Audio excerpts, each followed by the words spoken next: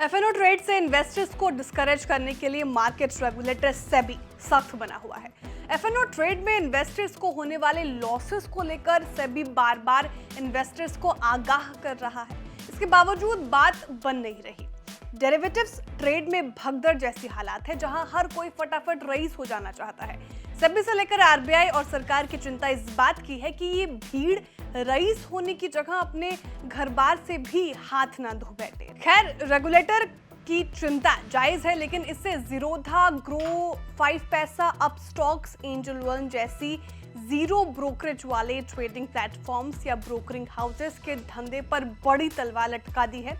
MII यानी market infrastructure investments, जिनमें stock exchanges, depositories और क्लियरिंग हाउसेस आते हैं, उन्हें लेकर सेबी का जो हालिया सर्कुलर आया है, उसने देश के दिग्गज ब्रोकिंग हाउसेस के माथे पर पसीना ला दिया है। बिस्तक ने अपनी रिपोर्ट्स में इस पूरे मसले से आपको वाकिफ भी कराया है। सेबी ने दरअसल MII से कहा है कि वे अपने क्लाइंट से यूनिफॉर्म रेट पर फीस लें। सेबी ने कहा कि वॉल्यूम के आधार पर अलग अलग फीस नहीं ली जा सकती। इसका असर अब ये हो सकता है कि ज़ीरोधा, ग्रो, 5 पैसा, अपस्टॉक, एंजल जैसे डिस्काउंट ब्रोकर्स का रेवेन्यू मौजूदा फिस्कल में ही 10 से 20% नीचे आ सकता है। रिपोर्ट्स में यह भी कहा जा रहा है कि कारोबार पर लगने वाला ये झटका इनके मुनाफे में और ज्यादा गिरावट ला सकता है। रिपोर्ट्स के मुताबिक रेवेन्यू के हिसाब से देश के सबसे बड़े ब्रोकर ज़ीरोधा ने बीते वित्त वर्ष यानी 2023-24 में ही स्टॉक एक्सचेंज यानी कि NSE और BSE के मिलने वाले रिबेट से 1000 करोड़ से 1100 करोड़ रुपए की कमाई हुई थी।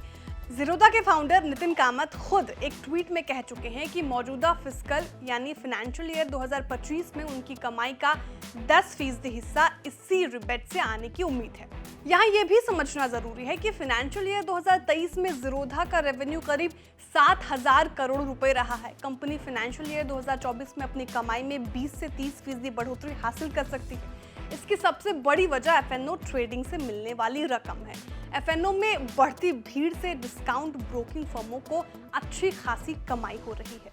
क्योंकि ऊंचे वॉल्यूम्स का ये मतलब नहीं है कि टॉप ब्रोकर्स की ऑपरेशनल कॉस्ट यानी खर्च में भी इजाफा हो। ऐसे में माना यह जा रहा है कि वॉल्यूम में इजाफे से ज़ीरोधा, ग्रो, 5 पैसा, अपस्टॉक्स, एंजल वन जैसे डिस्काउंट ब्रोकर्स के मुनाफे में और ज्यादा बढ़ोतरी होती है। इस तरह की रिपोर्ट्स आ रही है कि इससे ज़ीरोधा का प्रॉफिट करीब 30% बढ़ सकता है। हर महीने 2000 करोड़ रुपए से ज्यादा की ट्रेडिंग वॉल्यूम हासिल करने वाले ब्रोकर से NSE सिर्फ 30 रुपए प्रति लाख की फीस वसूलती है। दूसरी तरफ ब्रोकर्स कस्टमर्स से प्रति लाख रुपए के ट्रेड पर 50 रुपए की फीस लेते हैं। ये एक टियर स्ट्रक्चर है और 3 करोड़ रुपए से ज्यादा की वॉल्यूम वाले ब्रोकर्स को प्रति 1 लाख रुपए के ट्रेड पर 2.5 रुपए की रिबेट मिलती है। माना जाता है कि ऐसे 10 ब्रोकर्स हैं जो कि टॉप टियर ब्रैकेट में आते हैं। इन्हें रिबेट के तौर पर प्रति लाख 20 रुपए का मार्जिन मिल रहा है।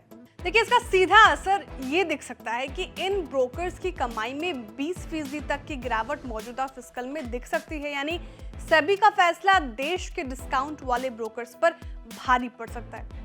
आपको जानकारी कैसी लगी कमेंट में जरूर बताएं। वीडियो को लाइक करें, चैनल को सब्सक्राइब करें और देखते रहिए बिस्तक।